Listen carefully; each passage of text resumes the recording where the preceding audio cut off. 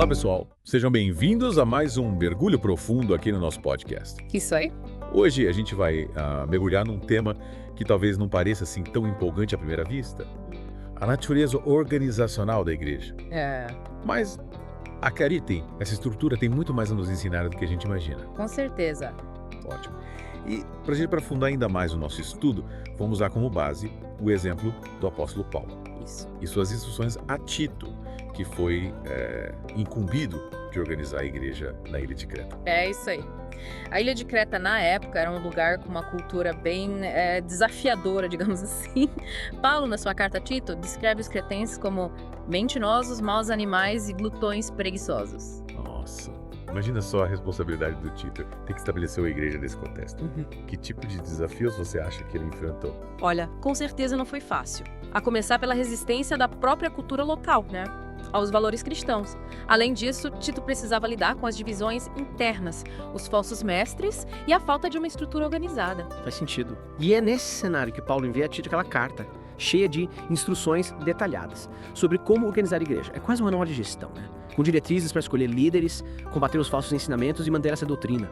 Exato. E é interessante notar como Paulo, com toda a sua experiência, já entendia a importância de uma estrutura organizada para que a igreja florescesse e cumprisse sua missão. E essa preocupação com a organização não se limitava à igreja de Creta, certo? De jeito nenhum. A gente vê em outras cartas de Paulo e no livro de Atos que a organização era um elemento presente na igreja primitiva como um todo. Por exemplo, o primeiro concílio em Jerusalém, descrito em Atos 15, mostra os líderes da igreja reunidos para discutir questões doutrinárias e tomar decisões importantes para o futuro da comunidade. É verdade. E além do concílio, a gente vê a organização da coleta de ofertas para ajudar os necessitados, A estruturação dos cultos, a escolha de diáconos para cuidar da assistência social.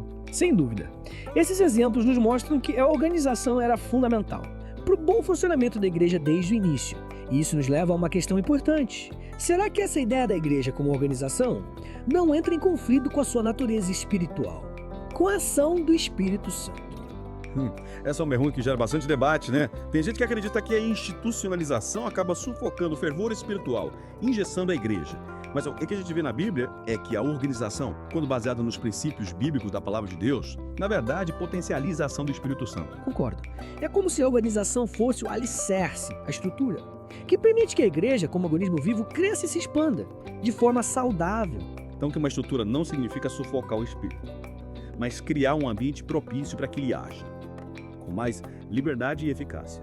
Exatamente. E essa necessidade de organização não se limita à igreja primitiva. A experiência pentecostal, que surgiu no século XX, também passou por esse processo de institucionalização. Falando em pentecostalismo, como esse processo aconteceu aqui no Brasil? Bom, o pentecostalismo brasileiro teve uma grande influência do modelo americano, principalmente das Assembleias de Deus. As Assembleias de Deus seguem um modelo que envolve convenções gerais estaduais e a organização da igreja local, com seus líderes e ministérios. E essa estrutura organizacional foi importante para o crescimento do pentecostalismo no Brasil. Sem dúvida. A estrutura permitiu a formação de líderes, a produção de material teológico, a expansão da obra missionária e a criação de uma identidade própria para o movimento pentecostal brasileiro. Interessante. Então a gente pode dizer que, ao longo da história, a igreja se organizou de diferentes formas, buscando modelos que atendessem às suas necessidades e ao contexto em que estava inserida. Exatamente. E essa busca por modelos de organização continua até hoje, com a igreja se adaptando aos novos desafios do mundo contemporâneo. E falando em modelos, a gente sabe que existem vários modelos de governo eclesiástico, cada um com suas características e formas de administrar a igreja. É verdade. Temos o modelo episcopal, o presbiteriano, o congregacional, cada um com a sua forma de entender a autoridade, a liderança e a participação dos membros na vida da igreja. Mas, antes de a gente entrar nesses detalhes, que tal a gente voltar um pouco para a história de Tito em Creta? Boa ideia. Afinal, ele foi um dos primeiros a lidar com essa questão da organização da igreja na prática. O que podemos aprender com a experiência dele? Acho que a principal lição é a importância de equilibrar a organização com flexibilidade. Tito precisou ser firme para restabelecer a ordem na igreja, mas também precisou ser sensível à cultura local e às necessidades específicas daquela comunidade. E você que está nos ouvindo, já parou para pensar sobre a importância da organização na sua igreja? Como a estrutura, a liderança contribuem para o seu crescimento espiritual e para a missão da igreja na comunidade? É uma ótima pergunta para se refletir. Afinal, a igreja não é apenas um local de culto, mas um organismo vivo em constante desenvolvimento, que precisa de organização para cumprir sua missão de levar o Evangelho a todas as nações. E para você que se interessou por esse tema e quer se aprofundar ainda mais, não deixe de participar da nossa Escola Bíblica Dominical, que acontece todos os domingos, às 9h. Lá você terá a oportunidade de estudar a Bíblia em detalhes, tirar suas dúvidas e aprender mais sobre a história, a doutrina e a organização da igreja. É um espaço fundamental para o seu crescimento espiritual e para fortalecer sua caminhada de fé. E no próximo bloco a gente vai explorar um pouco mais a fundo a questão da organização da igreja, analisando os diferentes modelos de governo eclesiástico e como eles se aplicam à realidade da igreja hoje. Fique ligado. E voltando à nossa conversa, sobre a organização da igreja, eu acho que vale a pena a gente destacar essa relação entre o organismo e a organização. É verdade. É como se a igreja fosse essa entidade viva, vibrante, movida pelo Espírito Santo. Mas que precisa de uma estrutura, de uma organização, para canalizar essa energia, essa força. É como um rio, se não tiver um leito bem definido, ele se espalha, perde força e não consegue chegar ao seu destino. Perfeito. E essa estrutura, essa organização não deve ser vista como algo que limita, que engessa a igreja, mas sim como algo que a impulsiona, que ajuda a crescer de forma ordenada e eficaz. É como um esqueleto humano, ele sustenta o corpo, dá forma e permite que a gente se mova livremente. Mas é importante lembrar, que essa organização precisa ser pautada pelos princípios bíblicos, pela palavra de Deus. A gente não pode cair na armadilha de criar estruturas que, em vez de servirem a igreja, acabam dominando, por sufocar sua essência espiritual. Com certeza. É como um jardim. Precisa ser cuidado, podado, adubado. Mas sem sufocar as plantas. Sem impedir que elas cresçam e floresçam naturalmente. É preciso encontrar o equilíbrio, a harmonia entre o organismo e a organização. E para isso é fundamental a liderança. Líderes sábios, sensíveis à voz do Espírito Santo, mas também capazes de administrar, de organizar, de conduzir a igreja de forma eficiente. E nesse ponto, em vez de Tito, é inspirador. Ele foi enviado a Creta para colocar, como diz a Bíblia, em boa ordem as coisas que restam. E essa missão envolvia não apenas a estruturação da igreja, mas também o cuidado com a doutrina, com a formação dos líderes e com o combate aos falsos mestres. Exatamente. Tito teve que lidar com muitos desafios, com uma cultura que era, como a gente viu, bastante complexa.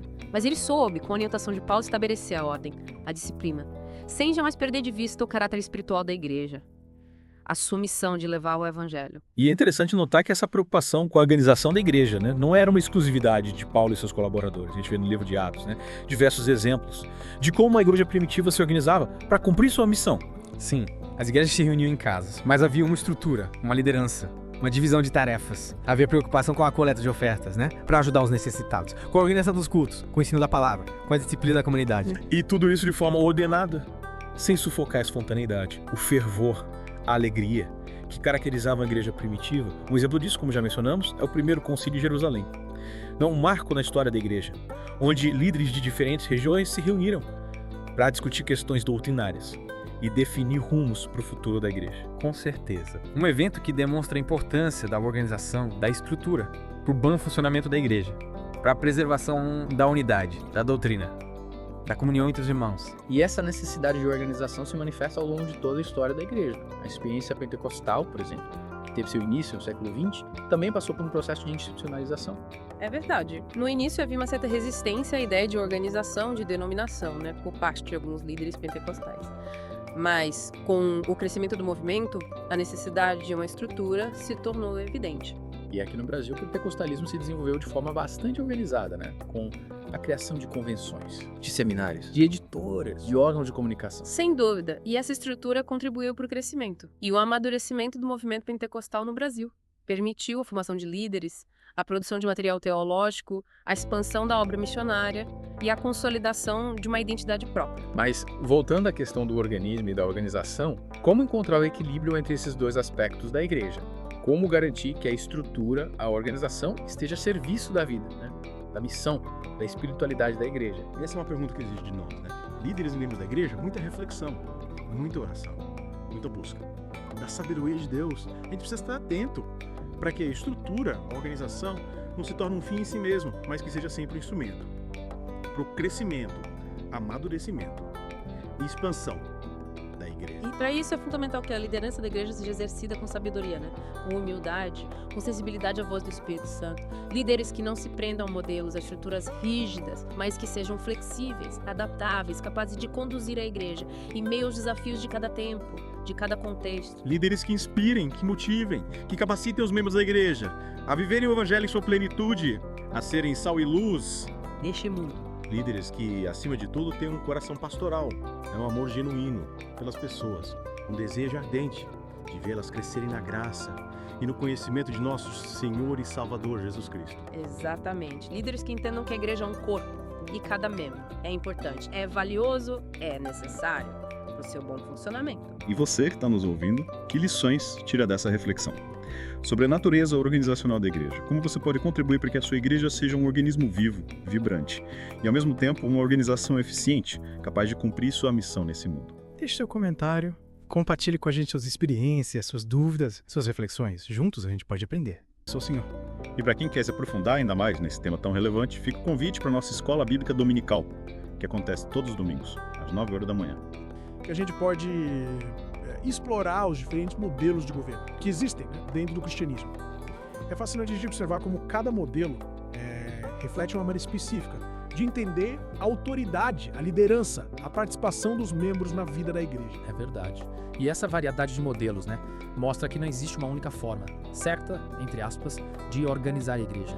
Cada modelo tem seus pontos fortes, suas limitações e cabe a cada comunidade, né, discernir qual modelo é mais adequado, né, à sua realidade e à sua missão. Exato. E para facilitar esse entendimento, né, vamos dar uma olhada em alguns modelos mais comuns, né?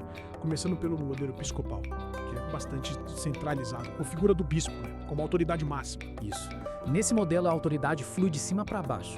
E as decisões importantes, né, são tomadas pelo bispo com a participação de um conselho de presbíteros. A ênfase está na sucessão apostólica, na tradição, e na unidade da igreja sob a liderança do bispo. Interessante. Em contraste, a gente tem o modelo presbiteriano, né? Como o próprio nome sugere, dá mais ênfase ao conselho de presbíteros, que são eleitos pelos membros da igreja. É um modelo mais democrático, né? Em que a autoridade é compartilhada entre os presbíteros, que representam a voz da comunidade. As decisões são tomadas de forma colegiada, buscando o consenso entre os líderes. E a gente tem ainda o modelo congregacional, né? Que valoriza a autonomia da igreja local e a participação de todos os seus membros nas decisões. Nesse modelo, cada membro tem direito a voz e voto nas assembleias da igreja. E as decisões são tomadas, né, de forma democrática. Por maioria de votos, a ênfase está na liberdade individual, na responsabilidade de cada membro e na adaptabilidade da igreja às necessidades locais. Legal.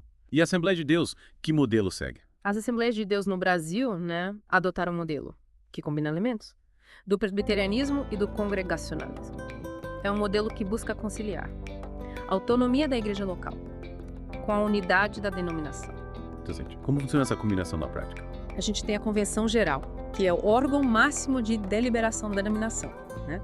Responsável por definir as doutrinas, os princípios, as diretrizes gerais, e a gente tem as convenções estaduais, né, que coordenam as igrejas em cada estado, dando suporte aos pastores, né, e às comunidades locais. E na igreja local, como as decisões são tomadas? Na igreja local, as decisões, né, são tomadas pelo pastor, em conjunto com a diretoria da igreja, que é eleita pelos membros. Mas essa diretoria, né, está submetida à convenção estadual e à convenção geral, garantindo assim a unidade doutrinária e administrativa da denominação. Então, um modelo que busca equilibrar, né, a autoridade do pastor. E para que essa missão seja realizada com excelência, é fundamental a participação de cada membro, né? Com seus dons, talentos, dedicação. Cada um de nós tem um papel a desempenhar na construção do reino de Deus. Seja na liderança, no ensino, na evangelização, na assistência social, na música, na intercessão. É verdade, a igreja é um corpo e cada membro é importante, é valioso, é necessário para o seu bom funcionamento. Para a gente encerrar esse nosso mergulho profundo, convidamos você, ouvinte, a refletir sobre o seu papel na igreja. É isso aí. Como você pode contribuir para que a sua igreja seja um organismo vivo, vibrante e, ao mesmo tempo, uma organização eficiente, capaz de cumprir sua missão nesse mundo? Que dons você pode usar, né? Para servir a Deus e ao próximo. Como você pode se envolver mais na vida da sua comunidade? É isso aí. Esperamos que essa conversa tenha te inspirado a se engajar mais na vida da sua igreja, né? A buscar o crescimento espiritual, a servir ao Senhor com alegria, com dedicação. E para você se aprofundar ainda mais nesses conhecimentos, fica aqui o nosso convite para a Escola Bíblica Dominical. que acontece todos os domingos às 9h da manhã. É isso aí. Lá você vai ter a oportunidade de estudar a Bíblia em detalhes, tirar suas dúvidas, aprender mais sobre a história, a doutrina, a vida da igreja. É um espaço de aprendizado, de comunhão, de crescimento espiritual. Venha participar com a gente. Um abraço a todos e até a próxima.